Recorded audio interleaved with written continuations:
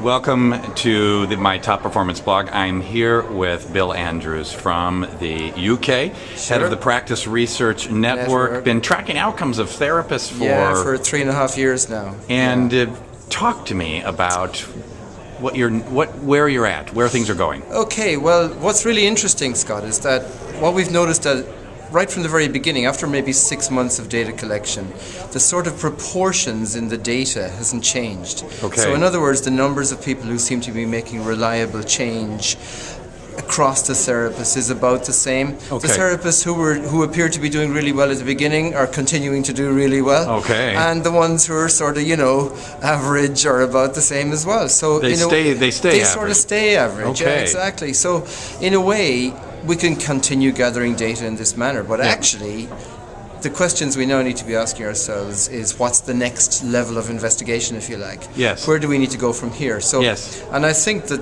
for me that is, well, we can identify like the top quartile in our data set. Yes. And now the next layer is going to find out, well, what are these guys doing? What are they? What can we learn from what they're doing to see if it's different to what the rest of us are doing? Okay, now this is a fairly radical idea, and part of it, the radicalness of it is that we've still got a whole world that's actually doing randomized clinical trials of packaged models.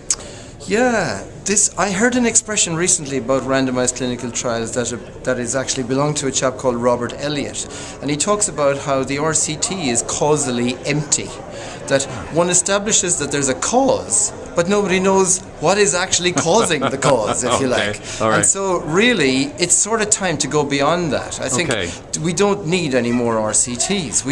The reason is it seems to find the same thing. What was your expression for it?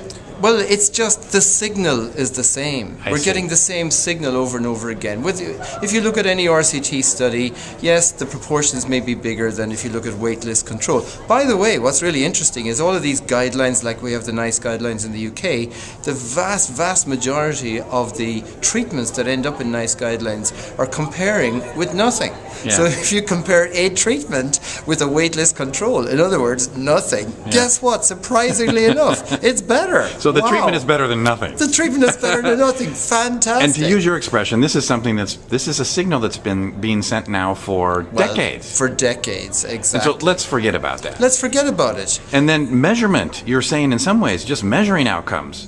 Well, measuring outcomes, the signal is the same as well. Now, I wouldn't ever undermine the value of measurement. Okay, I think the value of feedback is incredibly important. And in fact, we know from Mike Lambert's work, 9 RCTs clearly established that feedback really adds a lot to engagement, to keeping people from dropping out. But we already know it. But we know all We don't need 10 RCTs. We don't need 10 RCTs. We don't need 100 RCTs. No. What we now need to find out is what are the guys who seem to be doing better with their clients? What are they actually doing? What in the process, if you like, is going on?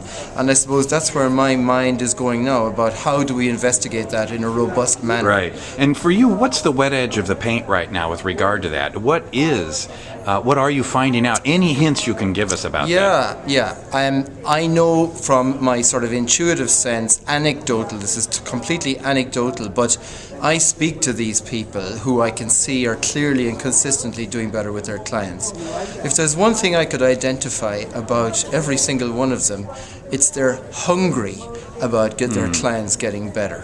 They will leave no stone unturned. Well, this just must be a bunch of novice therapists then, who aren't burned out, cynical, have seen it all. All those people just young therapists, just graduates? No, not at all. No, it's you can't predict it by that.